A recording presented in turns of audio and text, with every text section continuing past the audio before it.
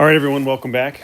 In this video, we're going to pick up with perfect competition, except what if there are losses? So far, we've talked about how perfect competition works, its characteristics, and then what happens when there are economic profits. Unfortunately, firms don't always earn economic profits. They don't even always break even. So what about the situation where there's a loss? Well, first we need to stick with our model here with the two graphs. One for the overall market, and then one for the representative firm. Right, and in the larger market, you have a regular downward sloping demand curve and an upward sloping supply curve, and market equilibrium price. And then we know that that price, right, that market determined price for one of those many small firms becomes the demand curve. And then because it's that unique horizontal demand curve for the firm, right? Lots of small firms making identical products. Then it's also, because it's flat and horizontal, also the marginal revenue curve. And so the firm has to decide what's the optimal or profit maximizing output level. And so we use that profit maximizing rule, produce as long as marginal revenue is greater than or equal to marginal cost. So there's my marginal revenue curve. I also need my marginal cost curve. So I'll add in a marginal cost curve, and that gives me Q star. I didn't actually label over here, did I, in the larger market? Here is the equilibrium quantity in the market. Then here's Q star for the representative firm. That funky looking thing there is supposed to be an asterisk. Let's try that again. Maybe that's a little bit better. So now we ask the big question, is this firm earning a profit? I don't know. I don't know if this firm is earning a profit. I need more information. What do I need? I need the average total cost curve. So what if my average total cost curve looks like this? Now we know at Q star, if you're going to produce it all, Q star is the best output level for the firm. But at Q star, the price they can sell each unit for here. So the average revenue, right, the revenue per unit is here. And the average total cost, the cost per unit is here, which means they are losing this much money on each and every unit. And how many units are they producing? Q star units. Right? So that means this whole area right here represents an economic loss. So here you go. Now you've got a firm that is losing money. So the question is, what happens? Let me write econ again. I don't know that that is any neater than it was before, but we'll stick with that. Here you have an economic loss. So what do you do if you have an economic loss? Well, this depends on what the time period is. Are you talking short run or are you talking long run? So let's do long run first. In the long run, and so we'll make a note here, right? In the long run, all inputs are variable. Remember, by definition, right? The long run is the period of time where all inputs are variable, and the short run is the period of time where at least one input is fixed. So in the long run, when all inputs are variable, you have the possibility of getting out of the business altogether. We said earlier that economic profits invite entry. Well, economic losses encourage exit, right? The opposite of entry is exit. So we could say economic losses encourage exit. Right? An exit means getting out of the industry altogether.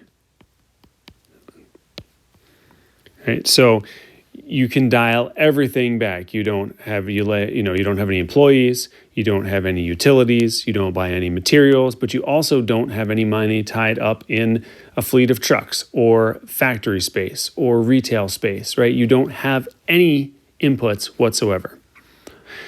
And so in the long run, when firms can exit, you have just the opposite of what happened, in our previous example with perfect competition. Let's see, let's pick a different color here. We used the pink, I guess. If firms exit, if some of the producers or sellers exit, what happens in the market?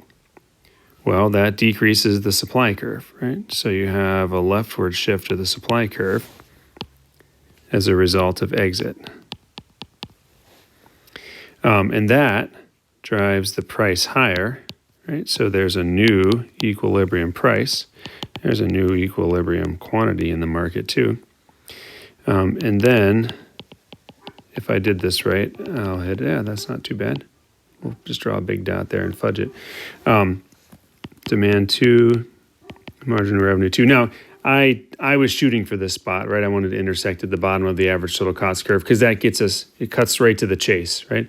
Is there now at P2, at the higher market price, and demand 2 and margin of revenue curve 2, is there an economic loss or an economic profit?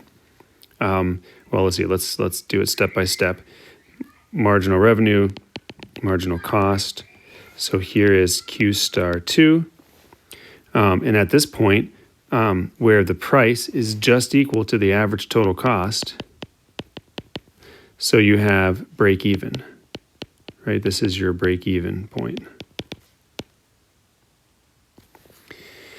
So enough firms exit ultimately that you get back here to break even. There's no longer an economic loss, so you don't have more firms exiting, but you don't have an economic profit, so you're not inviting more firms in. Now, if your initial graph didn't get you to this point initially, that's okay, right? A smaller, let me just pick another color here. We use the orange, right? And I'm going to erase this then so we don't clog it up too much. But look what happens. If you have a smaller shift, right, we'll call this S prime, and that gives you a, a price from the initial price, the new price goes up some, but not all the way. And then what does that give you? New Q star, that's a little bit bigger. It gives you a loss, right? That is this big. But so your economic loss is still there, but it's smaller than it was before. And that will eventually encourage more firms to exit. And so you'll keep shifting back until you get to the pink line. So let me see if I can take, that's the danger, right? So I'm taking out too much stuff, but,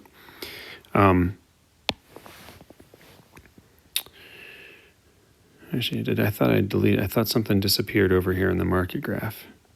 It looks like everything is there. So let's just fill in the last couple things here. Oh, I know. I lost this part of the average total cost curve, didn't I? And I lost a little bit of the, there we go.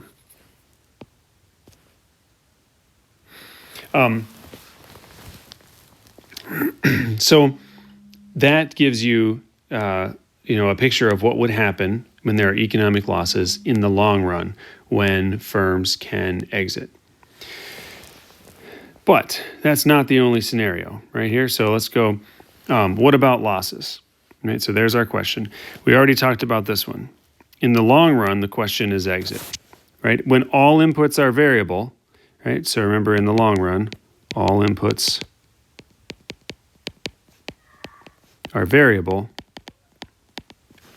And so the question is, will you exit? Like, all inputs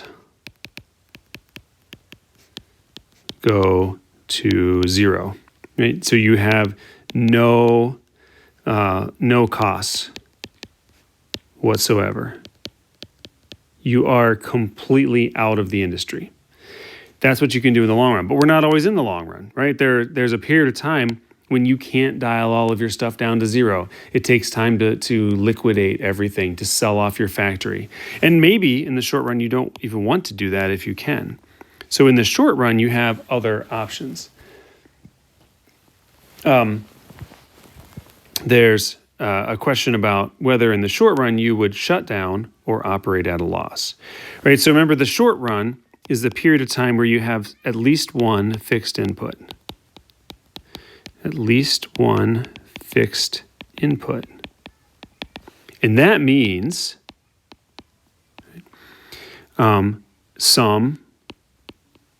right? At least one fixed input means that you have at least one fixed cost, right? So you have some fixed costs.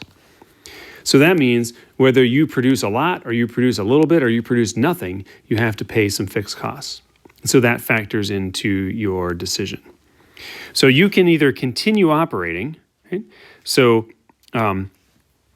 you can either continue operating and then you suffer an economic loss, right? An operating loss. And so let's pick another color to highlight the options here. Right? So if you're in a world with losses and you can continue to operate, then you have an operating loss. Or you can shut down. Right? And if you shut down, you can lay off all your workers, you can stop buying utilities, you can set the thermostat at 50 degrees, and stop heating it up so warm. You can dial a lot of stuff back, but you still have some fixed inputs, so you still have some fixed costs. And so then you have to pay your fixed costs. Now, neither one of these is a great scenario, right? Operating at a loss, right? Continuing to hire people and buy materials and produce stuff, but ultimately losing money. That's not an ideal scenario. But neither is shutting the doors and laying everyone off and just paying your fixed costs. So neither one of these is a great scenario. But you're in a tight spot here. And if you're a business, well, that's not what I wanted. I wanted the highlighter. And you have to either have an operating loss or pay fixed costs. Which one do you prefer? Well, the question is, which one loses me less money, right? So you want to know which one loses me less money. Is the operating loss or the fixed costs smaller? That's the question you're trying to get at. And the way that we tackle it is by thinking about the variable costs. Because the variable costs, right, you remember, right, that total costs equal fixed costs plus variable costs. And so if you can more than cover your variable costs, then you will offset some of your fixed costs. So basically you're saying, can you cover your variable costs of production? If I continue to employ my workers and I continue to buy raw materials and I run the factory and I produce stuff, can the price I can sell it for, does that at least cover the variable costs? Does that cover the labor and the raw materials and the extra utilities, right? All of the variable costs of production. Because if I can more than cover the variable costs, that means I'm at some level offsetting some of the fixed costs. Right? So in that case, my operating loss will be smaller than my fixed costs. Because if I shut down, I have to just pay my fixed costs. If I keep operating, the question is, can I cover all the variable costs and cover some of the fixed costs? Because if that's the case, my operating loss will be smaller than my paying my fixed costs. On the other hand, if I can't cover the variable costs, if the price I can sell the final product for in the market doesn't even cover the labor and the raw materials, right, and the variable costs of production, then by operating, I'm just digging the hole deeper, because that means I'm paying all my fixed costs out of pocket. I'm losing money to pay my fixed costs and to cover some of the variable costs. That's the logic. That's why we think about this in terms of variable costs. So let's look at this graphically. So here's the market, right, and we'll do this again for the representative firm.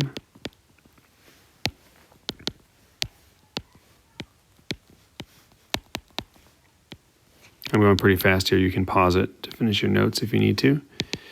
Right? And then for the firm, right, in a perfect competition type market, right, they're price takers, so that market price becomes the demand and the marginal revenue curve. What do we need to find next? The profit maximizing output level. So we need marginal revenue and marginal cost. So I add in the marginal cost curve. That gives me Q star. And, is this firm earning an economic profit? Well, we know that ultimately here, let's do it, and we'll do this in blue still. And we know that ultimately there's going to be a loss here, right? So here's your average total cost curve, because that's what I need to see if I'm earning an economic profit or a loss or breaking even. You know that in this case, you're going to lose this much money, right? Because the price you can sell it for is here. Your average revenue is here. Your average total cost, a Q star, is up there. So you lose that much money on each and every one of these units. So you have Q star units. So you have an economic loss. Now you might say, well, if if you have an economic loss, why do we call Q star the profit maximizing output level? Well, what we mean is that if you're going to operate, this is the best you can do. So in this case, profit maximizing really means loss minimizing. That if you produced more than Q star, your economic loss would be bigger than it is at Q star. If you produce less than Q star, your economic loss would be bigger than it is at Q star. Q star is the best you can do. In this case, your profit is negative, right? You have a loss, but you have the smallest loss you can by operating. That's what's going on there. So there's your economic loss. Now our question is, what do we do? Like, so if this is a short run scenario, right? So you have at least one fixed input, which means you have fixed costs. So the question is, what do you do? Well, then we ask ourselves this question: can you cover the variable costs of production? Like, is the price greater than the average variable cost? So we need our average variable cost curve. So let's go ahead and draw that in. Let's stick with the purple I've got going here. Suppose that your average variable costs look like this.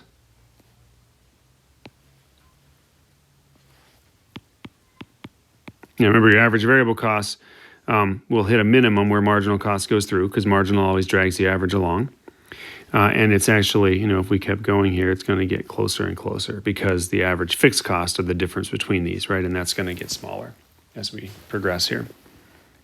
So at Q star, now we can look at the average variable cost. And as it turns out, in this case, the price is less than the average variable cost. Right?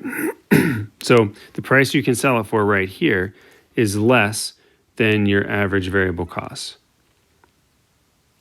So in that case, you would want to shut down and just pay your fixed costs, because the price that you can sell it for, the price that you can sell it for, your demand curve here, the P star, right, or the equilibrium price in the market, the price you can sell it for is less than your average variable cost. You cannot even cover the labor and the raw materials and the variable costs of production.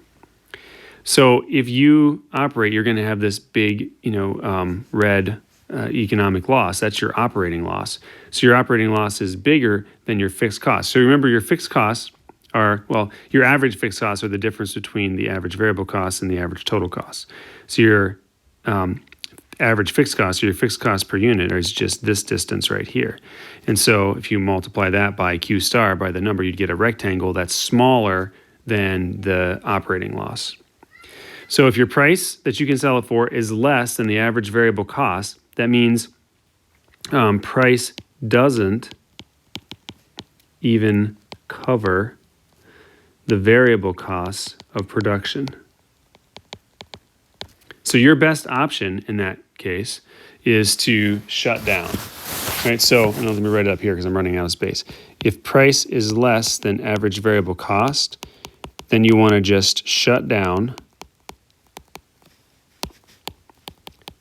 and just pay your fixed costs. That is the best course of action, because by operating, you're just digging the hole deeper. Right? Not only do you have to pay the fixed costs, which are this big per unit, you also have to pay these part of the variable costs out of your pocket. Right? The price you can sell it for does not even cover your variable costs of production. So by operating, you just dig the hole deeper. So that's the one scenario. And so what we're looking for is we're comparing price and average variable costs.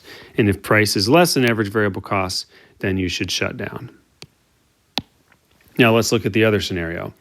What about losses where price is greater than average variable costs? So we need to just quickly catch us up here. I want to start with a fresh graph. All right, so here's the market. Here's the firm, price, quantity. Here's the equilibrium price, which becomes the demand and the marginal revenue curve for the firm. Now we need to find Q star. Q star is right that where you use the profit maximizing rule. Produce as long as marginal revenue is greater than or equal to marginal cost. So I need the marginal cost curve. That gives me Q star for the firm. Is this firm earning an economic profit? Actually, let's stick with the blue. Well, need the average total cost curve. It's a pretty big loss the way I drew it that time, isn't it? Yikes. So no, this firm is earning an economic loss. Right, so that stinks. That's unfortunate.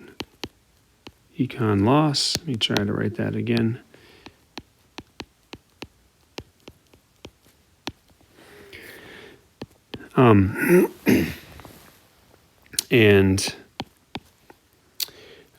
So now what should you do, right? So again, we'll emphasize here we're talking about the short run, right? So that means you have fixed costs.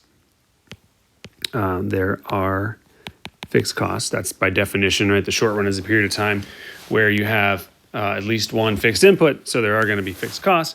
So the question is, can you cover the variable cost of production by operating? That'll help us know whether we should shut down or operate at a loss.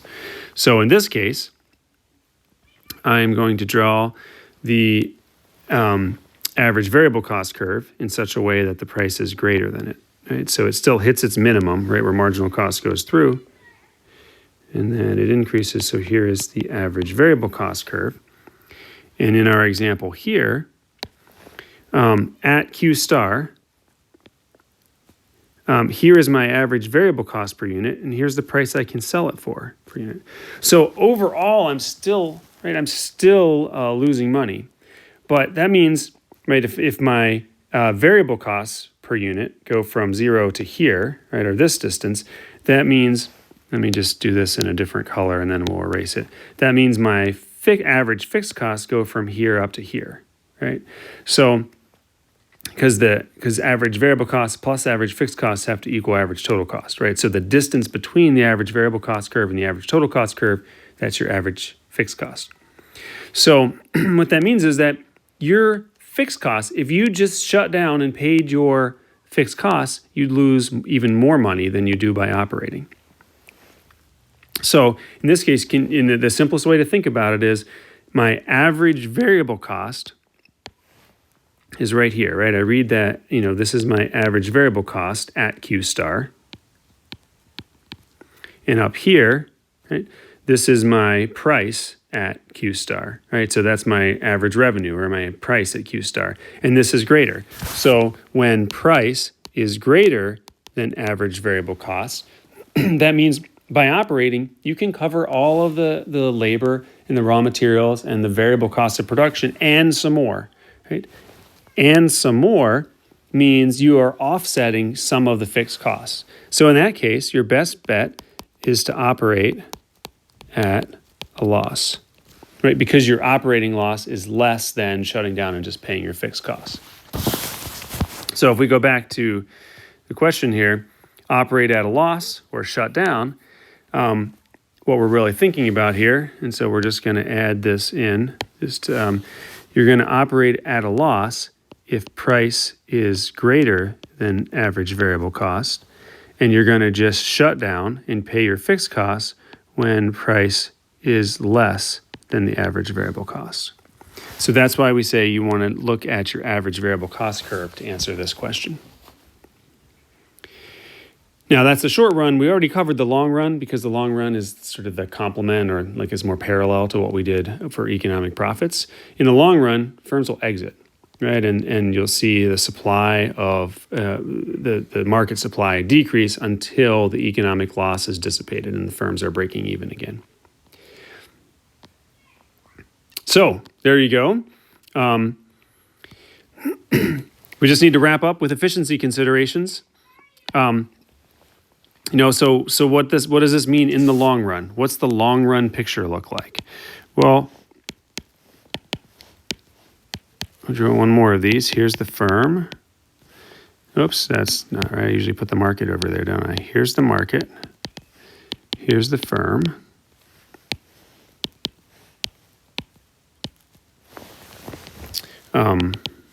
So here's your equilibrium price in the market.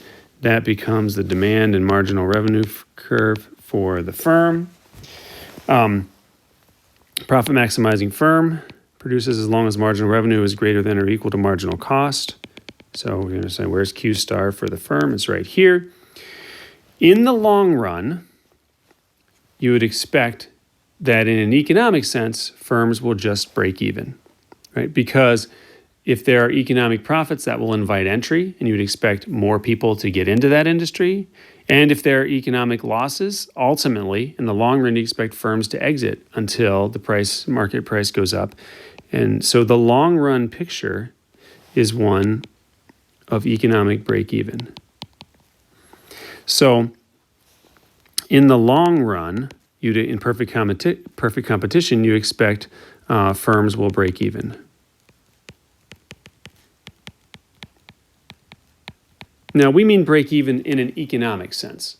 That's using a full definition of cost, an economic understanding of cost. So they will get a normal return on their investment, but nothing above that, because anything above that, anything above a normal accounting profit would invite entry.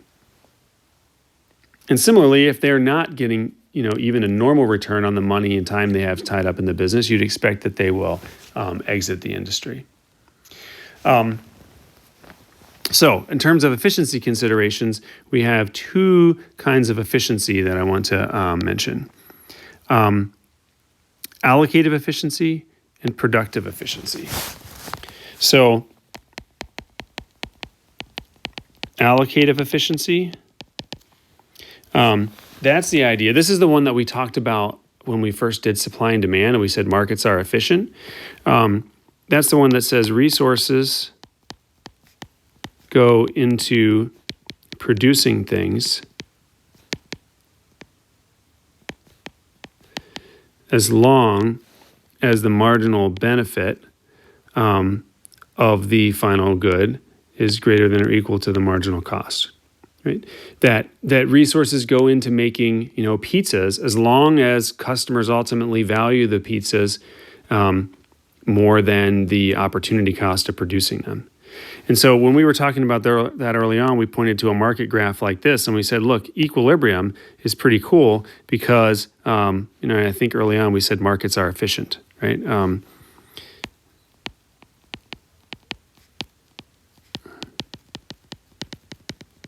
Right, and we probably pointed to this, right? It maximizes the area of consumer and producer surplus, right? So this area of consumer surplus and this area of producer surplus is maximized, right, when you get to the market equilibrium.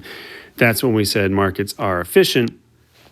What we meant by that was really allocative efficiency. That basically the right stuff, this is how I think of it, the right stuff gets produced. Resources go into making things as long as consumers value the end product at more than the opportunity cost of making it. And that happens right here, right? Because consumer valuation is on the demand curve and the opportunity cost of producing it is on the supply curve. So in perfect competition, you achieve allocative efficiency, and the evidence of that is right here in the market graph. The other kind of efficiency that we can mention is productive efficiency. And productive efficiency is the idea that goods and services, right, are produced at the lowest possible resource cost, right? So you minimize the cost of production. Is there any evidence of that in this graph? Like in perfect competition? Well, yeah, right? We are, in fact, producing at the minimum point, right, on the average total cost curve. So this point right here, this minimum of the average total cost,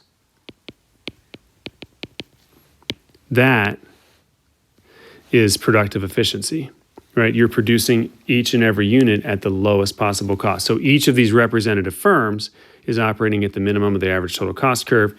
That is your evidence of productive efficiency. So when you think back to that, overall matrix that I gave you with the different market structures,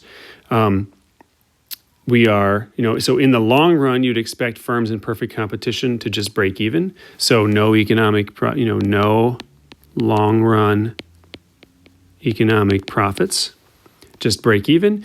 And you find that they do achieve allocative efficiency and they do achieve productive efficiency. And we're not going to see that again. In no other market structure that we look at will you achieve both of these measures of efficiency. So in some sense, perfect competition is the poster child for efficiency. We also see that it's pretty rare and it lacks diversity, right, or options. And we're going to see that in the next market structure when we move into monopolistic competition. But for now, that wraps up perfect competition. I guess we should end with both of these on the screen. There we go. If you have questions, don't hesitate to email me or otherwise follow up. And that wraps up perfect competition.